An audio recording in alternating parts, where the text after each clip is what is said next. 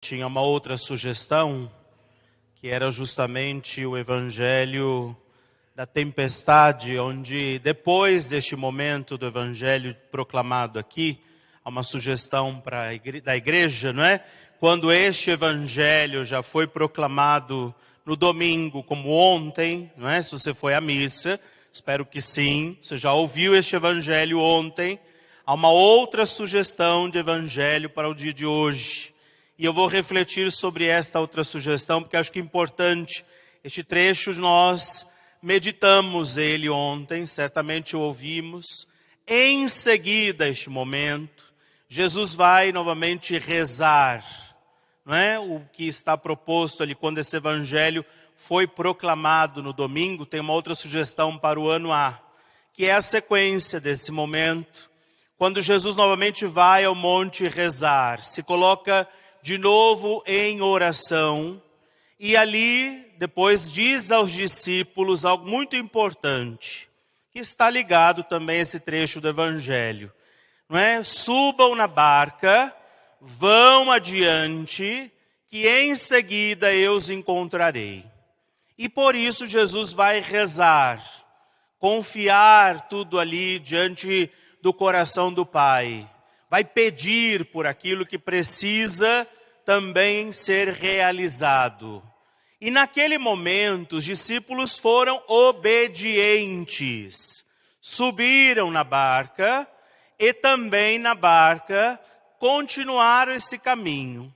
Depois de ter rezado, conforme Jesus tinha prometido, ele vai ao encontro dos discípulos. Mas eles estão na barca. Não tinha uma barca para Jesus, como é que ele vai ao encontro deles? Andando sobre as águas, que é o trecho sugerido também para o dia de hoje. Andando sobre as águas. E por que vai andando sobre as águas? Justamente porque não estava o barco ali, e ele é Jesus. E interessante e bonito ver que Pedro olha, num primeiro momento se assustam, pensam que é um fantasma. Jesus diz: não existe fantasma, sou eu. Ele se apresenta, eles o reconhecem. E na medida que o reconhecem, não é, também acontece uma situação interessante ali.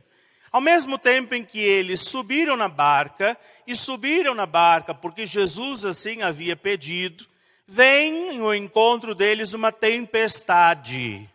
Alguém aqui nessa igreja já fez propósito de santidade, fidelidade, confessou, reza o evangelho todo dia, faz novena, reza o terço, não é? Vive uma aliança com Deus, vai à missa todos os domingos.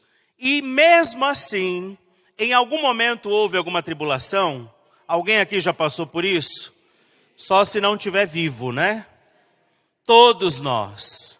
Mas há um elemento importantíssimo aí nesta palavra hoje, de que quando eles sobem na barca, Jesus não promete: vão para a barca, porque vocês não encontrarão mais tempestades. Jesus diz: vão para a barca, sigam adiante. Eles assim fizeram. O que é que você cantava no salmo hoje? Senhor, ensina-me, ajuda a fazer, viver a tua vontade. Então, quando hoje a gente reza isso, canta isso, nós devemos entender que eles viveram esta realidade. Eles escutaram o que Jesus lhes dizia e eles escolheram fazer aquilo que Jesus tinha dito. E por isso sobem na barca e vão. Mas nesse caminho encontram também uma tempestade.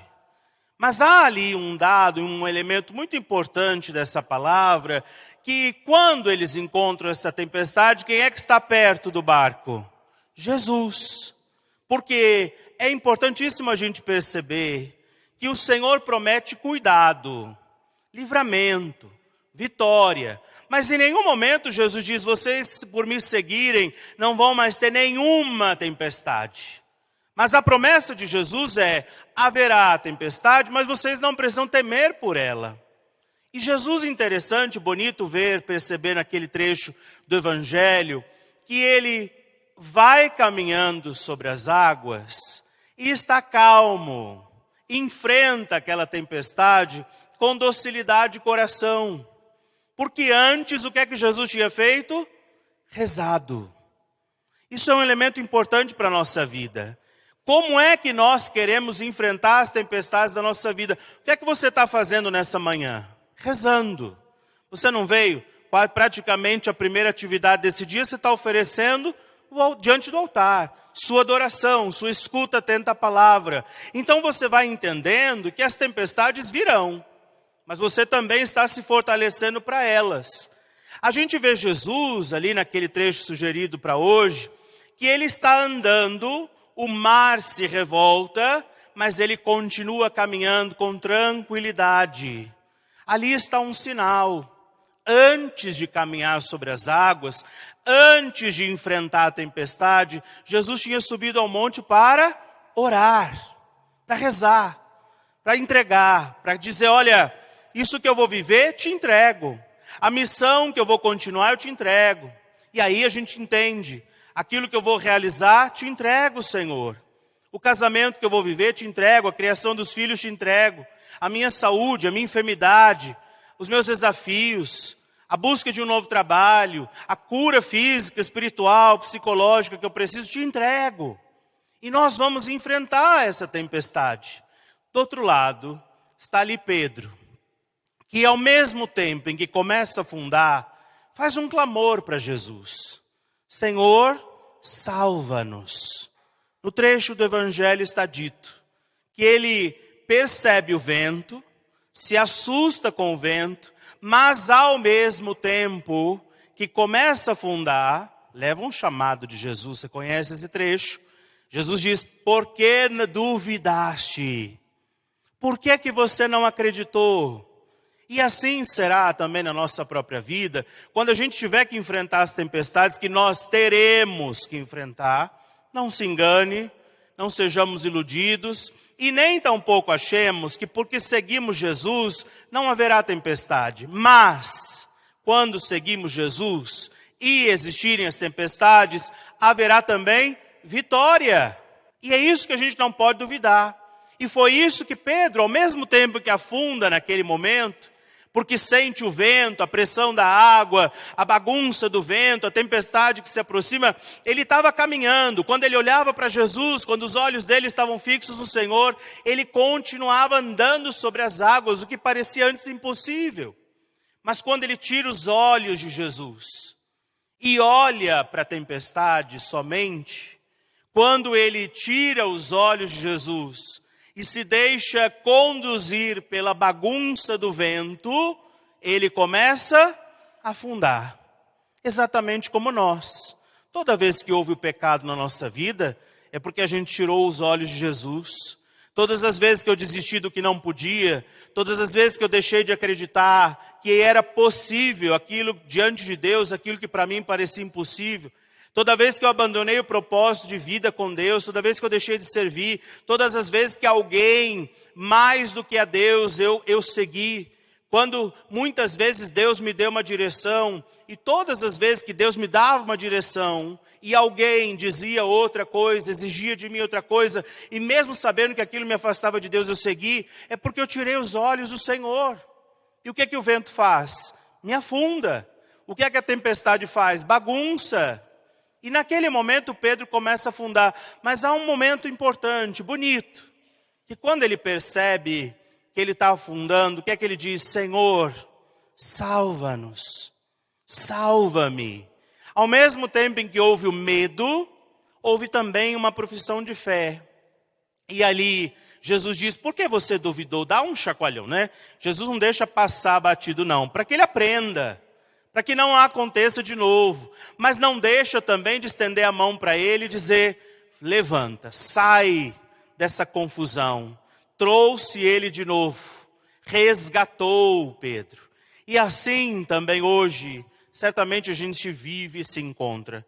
Eu perguntei para vocês no início da missa, quem aqui já teve alguma tempestade? Quem tem nesse momento? Também temos. Quem de nós não tem alguma coisinha na nossa vida que a gente olha e diz, ai, por que isso, Senhor?